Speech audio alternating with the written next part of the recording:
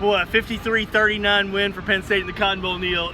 Just an exciting, fun game. There's a lot of good to talk about. There's some bad to talk about. We're going to get to both of this as we kind of wrap up. But 53-39, a game that's in the balance in the fourth quarter. Isn't that kind of what you're hoping for in a bowl game? Yeah, I think they got a lot out of this game. Certainly their offense and their run game, matched and exceeded expectations, I think. And the defense, while it gave up a lot of points, it was tough in the red zone and forced a lot of field goal attempts. But I think, kind of big picture, and Penn State's been fortunate to have been in a lot of bowl games over the years. And when you can win a bowl game, whether it's the Cotton Bowl or whether it's a national championship, the band's playing, it's just a big victory celebration. It's sort of a love in there for the last couple hours in the locker rooms, all the players, families, and to be able to end a year like that, 11-2, roll into the off season feeling really good about yourself, correcting the things that you think you have to address, right. But they'll get a lot of mileage out of this. Hey, this is a great place. We're at AT&T Stadium, home of the Cowboys. It's 11-2. The venue, everything was great this week. I know some of you are probably thinking, well, they beat Memphis. They're supposed to beat Memphis. They could have lost to Memphis. And, that's really the interesting thing about trying to see the dynamic of the way fans view things. Sure. There are clearly things that this Penn State football team has some issues with. And again, we'll get to those in a few minutes, but Journey Brown had 200-plus yards rushing, set a Penn State bowl record. Micah Parsons looked like the best defensive player in the country today, and they are 11-2, and they scored 53 points. And so how do you keep perspective on so many things that go well versus they played Memphis? Well, right. I mean, we're all reactionary as even the media and certainly the fans. When you see stuff in the second quarter, late in the second quarter, James used a few timeouts that he probably shouldn't have. Just some other, the defense wasn't ready to play at the beginning of either, didn't play well at the beginning of either half.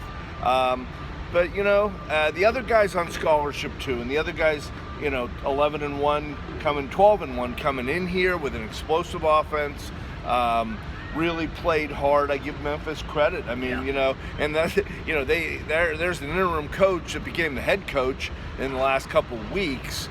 And I think, that's what you want out of a bowl game where the other guy, even, you cover St. Francis. When St. Francis is overmatched and ends up in an NCAA tournament, hopefully it'll be another time sometime soon, but when they're and they perform to a level that they can feel good about, correct, and you can feel good about getting a legitimate competition shot, I think, and Penn State answered that after Memphis began to come back. I have great respect for what Memphis did today. They're down 35-20. They could have rolled over with everything, losing their head coach.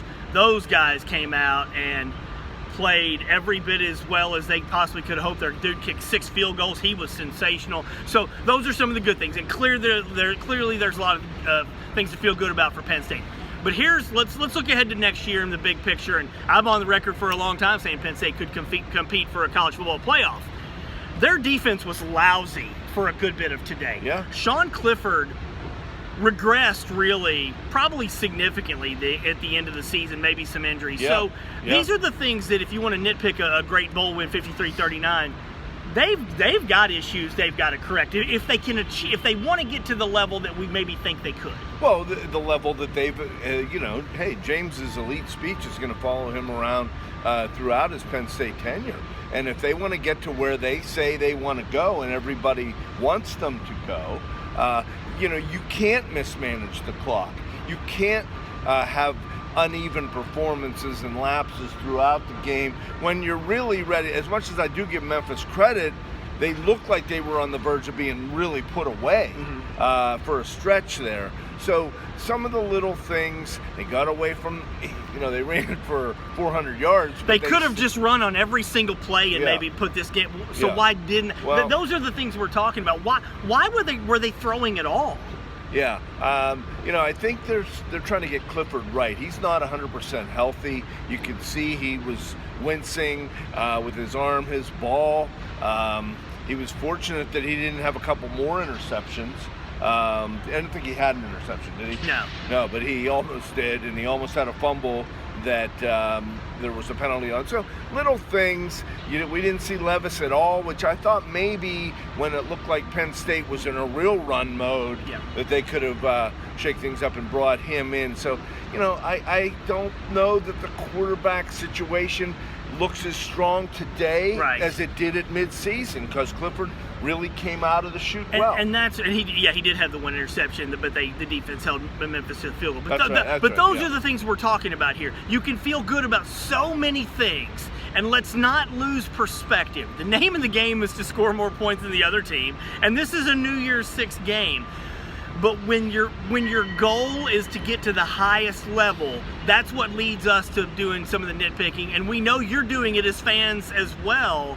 And those are some of the things that, while I think they're probably going to be a top 5, top 6 team going into next season, they're going to have to fix these things if they're going to go 11-1 or get to a playoff. Right. And had they lost this game, then it's a different conversation. Yeah. Because you lose to a Memphis, you've exposed a lot of more problems, and you don't take the momentum into next year. Hey, they're in a group of teams that have worked themselves in a position, other than Ohio State, and I would even, other than Ohio State, there's nobody in the Big Ten, and that includes obviously Michigan and even Wisconsin, that can say they're in a better position than Penn State is right now. So Penn State's probably somewhere between 5 and 10, depending on how optimistic you want to be about them. And we'll see. Hey, next year, I mean, the cycle never stops as far as, these players are saying, hey, well, I want to enjoy tonight, and that's true, but they also want to take that next step. And next year, the road schedule, in my mind, is pretty loaded. It's not going to be easy. And then you have Ohio State at home. So they're always reaching, and that's the kind of neat thing about where the program is now. They've brought it back to a point where they're in the conversation for a potential college football playoff. We'll see if they're good enough to actually be that. Taking that next step is extremely difficult, because that's where you have to fine-tune so many things. This is a really good Penn State football team. I'm still not necessarily sure it's a great team. It's certainly not an elite team, and that's what they'll have to look at. But again, let's look at the big picture. The Cotton Bowl, by the way, is a sensational event. When we were here from the media standpoint, the hospitality was great, but Jerry's World is unbelievable. Where does this rank in terms of all of the great bowl games you've experienced in your career? Yeah, I think this facility and the hospitality here, I would say, is number one. The combination. I mean, this building is just, I know you can't see the whole thing. Yes, you can. Yep. We got a little bit here. Yeah. I mean, it is, I thought Lucas Oil Stadium was phenomenal, and it is, but this building is super terrific. And of course, they're converting it now to the Cowboys tomorrow. The Cowboys tomorrow. There should be an NFL team that plays in this stadium, Neil. Don't you think? I think this stadium's probably good enough for a real NFL team. But the Cotton Bowl itself is certainly ready and has hosted the college football playoff and the national chip, because its hospitality was just terrific, and really enjoyed the stay here. All right, hopefully you guys enjoyed our videos all season.